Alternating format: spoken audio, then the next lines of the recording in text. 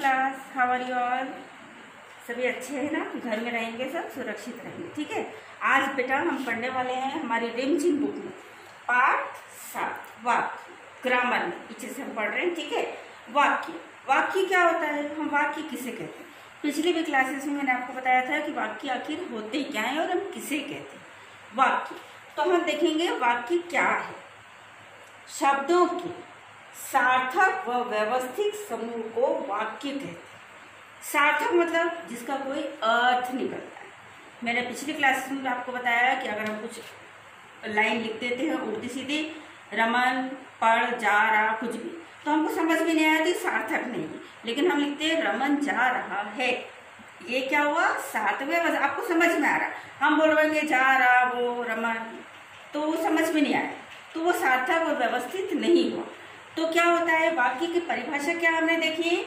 शब्दों के सार्थक और व्यवस्थित समूह हम वाक्य कहते हैं। जैसे रमन पढ़ रहा, वह जा रहा, ये सार्थक है। हम बोलेंगे जा रहा वो, तो हमें समझ में नहीं आया, वो जा रहा है, ये सार्थक और व्यवस्थित समूह में जमा हुआ, इसे हम कहते हैं वाक्य।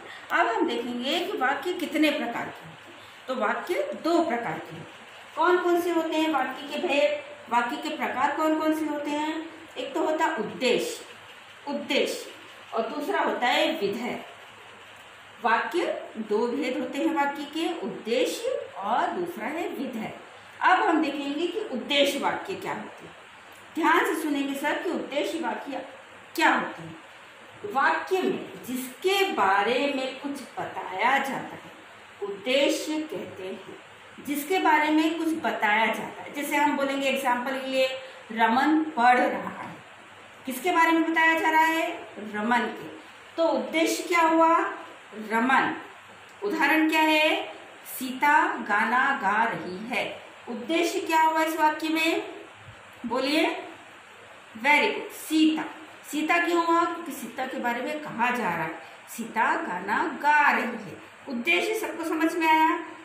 जिस वाक्य में जिसके बारे में कहा जा रहा उसे हम कहते हैं उद्देश्य। समझ में आया ना? क्लियर है सबको? अब हम देखेंगे सेकंड विधेय। ये विधेय क्या होता है? तो हमने देखा वाक्य का वह अंश जो उद्देश्य के बारे में कुछ बताता है। हमने यहाँ पढ़ा जिसके बारे में कुछ बताता है उसे हम उद्देश्य कहते हैं, और क्या बता रहे हैं उसे हम विधेय कहते हैं। जैसे हम बोल रहे हैं सीता गाना गाती है, तो सीता में इस वाक्य में उद्देश्य क्या हुआ? सीता, ठीक है। उसी प्रकार विधेय क्या हुआ? गाना गाती है। क्यों? क्योंकि वो उसके बारे में बताया जा रहा है। विधेय क्या होता है? जिसके बारे में कुछ बताया जा रहा है।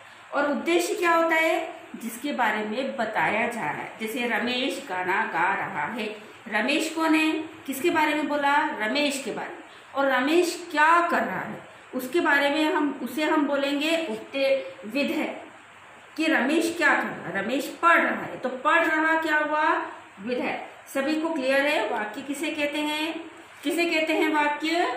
शब्दों के सार्थक और व्यवस्थित समूह को वाक्य कहते हैं। वाक्य क्लास कितने प्रकार के होते हैं? 2 प्रकार के होते हैं। पहला उद्देश्य और दूसरा विधेय। Thank you.